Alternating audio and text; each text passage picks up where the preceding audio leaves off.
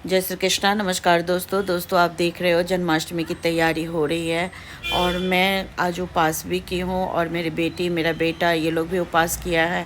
संजोग ऐसा है कि आज के दिन हमारे यहाँ लाइट भी नहीं है, तो लाइटिंग वाइटिंग कैसे लगाए ये सब सोच रहे हैं। तो हम ज़्यादा तो ताम झाम से नहीं तैयारी कर रहे हैं, बस फूल पत्ती से ही हम कान्हा जी का चूल्हा तैयार कर रहे हैं यहाँ पे। और जगह भी काफ़ी बड़ा नहीं है, छोटा सा जगह है, तो इसी छोटे से जगह में कान्हा जी को बिठाने के लिए बहुत अच्छे से मन से हम लोग तैयारी कर रहे हैं। दिन में वैसे मंदिर जाके, इस्कॉन मंदिर यहीं पे सूरत में बहुत बड़ा मंदिर है, तो यहाँ से मेरी बेटी दर्शन करके आई ये इस्कॉन मंदिर से, और फिर उसके बाद मेरे साथ में लग गई तैयारी करने के लिए। बेटा भी ये थोड़ा सा लाइटिंग शाम को लगा दिया इसमें। उसके बाद शाम को जब समय आ गया कान्हा जी के जन्म का, तो उस समय कान्हा जी के जन्म के समय में हमने कान्हा जी को नहलाने के लिए दूध, दही, घी, शहद और मिश्री ये सब चीज़ें मिक्स करके हमने चनामृत बनाए और एक थाली में फूल बिछा के कान्हा जी की मूर्ति को रख के और उससे हम अपने कान्हा जी को नहलाते हैं। तो बाल कृष्ण को श्री कृष्णाय नमः, श्री कृष्णाय नमः, श्री कृष्णाय नमः करके जाप करते हुए हम कान्हा जी को हम नहलाते, एक एक करके मेरा बेटा मेरी बेटी सब मिल के नहलाते हैं और कृष्ण भगवान की सब आराधना करते हैं। साथ में भजन कीर्तन भी हो रहा है। एकदम माहौल ऐसा लगता है ना कि जैसे मंदिर का माहौल जैसा हो, उसी तरह से ये लग रहा है। ज़रा भी ऐसा नहीं लगता है कि हम लोग घर में पूजा पाठ कर रहे हैं। तो बहुत अच्छे से पूजा पाठ हो रही है हमारे घर में। और जो दही है उस दही की खटास से, और हल्दी भी लगाया हमारे कान्हा जी को, तो इस वजह से दही और हल्दी को मिक्स हो गया। तो देखिए आप इसमें चमक बहुत अच्छे से मूर्ति में चमक आ जाती है। इसमें कोई और खटाई डालने का और नींबू से घिसने का ऐसा कुछ भी करने की कोई नौबत नहीं है। और हमारे कान्हा जी बहुत अच्छे से चमक उठे थे। दोस्तों आप देख रहे हो कितनी अच्छी उनकी चमक हो गई। उसके बाद जल में गंगा जल से मिक्स करके और फिर हम अपने कान्हा जी को नहला रहे हैं। जगह जगह से जहाँ दही, दूध, घी ये सब था लगा हुआ, उसे बहुत अच्छे तरह से हम नहला रहे हैं कान्हा जी को। और दोस्तों ऐसा मन लग रहा है कि जैसे सच में बाल गोपाल को ही नहला रहे हो।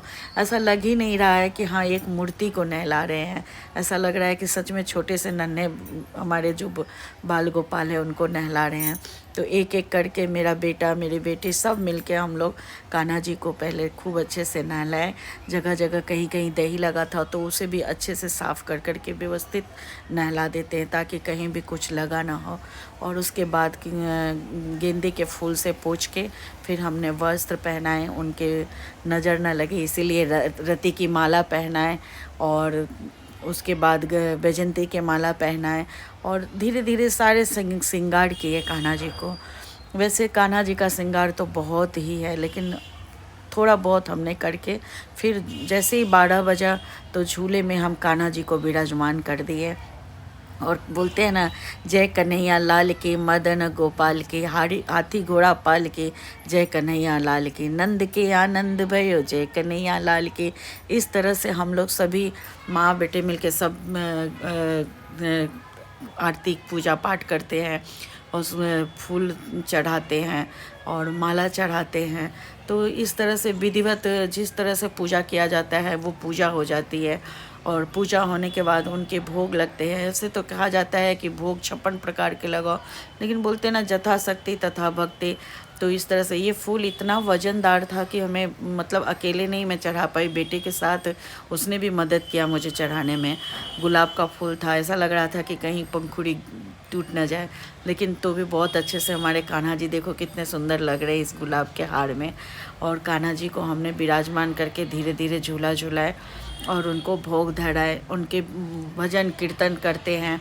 फिर उसके बाद एक मतलब भजन कीर्तन होने के बाद ऐसा लगता है जैसे भक्ति भाव में सभी कोई डूबे हुए हो।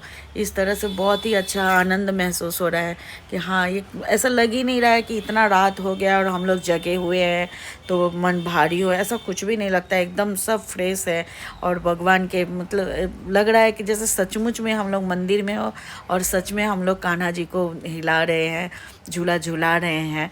तो इस तरह से कान्हा जी को सब हम लोग बारी बारी से एक एक करके तीनों जन मिल के झूला झूलाए और झूला झुलाने के बाद फिर से हमारे यहाँ आरती हुई।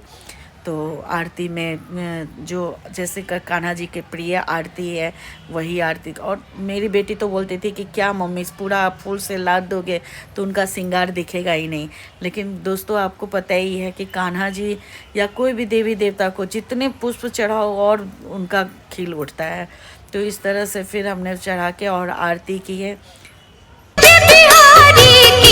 श्री गिरिधर कृष्ण मुरारी की आरती कुंज बिहारी की, श्री गिरिधर कृष्ण मुरारी की आरती कुंज बिहारी की, श्री गिरिधर कृष्ण मुरारी की आरती कुंज बिहारी की, श्री गिरिधर कृष्ण मुरारी की। गले में बैजंती माला, बजावे मुरली मधुर बाला, श्रवण में कुंडल छलकाला, नंद के आनंद नंद लाला, गगन सम अंग कांति काली, राधिका चमक रही आली, रतन में खाड़े बनमाली, भ्रमर सोल कस्तूरी तिलक, चंद से झलक ललित छवि श्यामा प्यारी की, श्री गिरिधर कृष्ण मुरारी की आरती कुंज बिहारी की, श्री गिरिधर कृष्ण मुरारी की आरती कुंज बिहारी की, श्री गिरिधर कृष्ण मुरारी की। तो आरती करके इस तरह से दोस्तों हमने भगवान को भोग लगाए और बैठ के हम लोग कृष्ण भगवान का मंत्र जाप किए। और जो जिस तरह से पूजा पाठ होता है उस तरह से सब करके मन को एकदम खुशी। और आज के दिन में हम लोगों के यहाँ तो फलाहारी ही करते, व्रत ही करते हैं, तो इसलिए हम लोग ने व्रत भी किए थे। और हमारा बेटा भी, सब बेटी सब मिलके व्रत किए, उपास किए। तो इस तरह से भगवान का पूजा पाठ संपन्न हुआ। और दोस्तों सच्ची बात तो ये है कि आज के युग में कृष्ण भगवान साक्षात है और वो हकीकत में सभी को साथ देते हैं। तो ऐसा कोई भी पल नहीं है जहाँ कृष्ण भगवान नहीं हो और जहाँ कृष्ण भगवान साथ नहीं देते हैं। और ये तुलसी दल चढ़ा के हमने कृष्ण भगवान को, लोग बोलते हैं ना कि 108 तुलसी के दल चढ़ाना चाहिए, तो उस तरह से हमने तुलसी दल भी चढ़ाई कृष्ण भगवान को, क्योंकि उनके प्रिय तुलसी पत्र है। और जिस भोग में तुलसी पत्र न पड़े वो भोग नहीं होता है संपन्न। तो इसलिए सारे भोग में भी तुलसी पत्र डाल रखे हमने। और उसके बाद फिर कर्पूर जला के आरती की है, पूजा पाठ की है, मन को बहुत आनंदित हुआ। तो दोस्तों इसी तरह हमेशा व्रत त्यौहार आते रहे, पूजा पाठ होते रहे और आप लोग के सामने ये सब हम प्रस्तुत करते रहे। हमारे वीडियो को लाइक करते रहिए। जय श्री कृष्ण।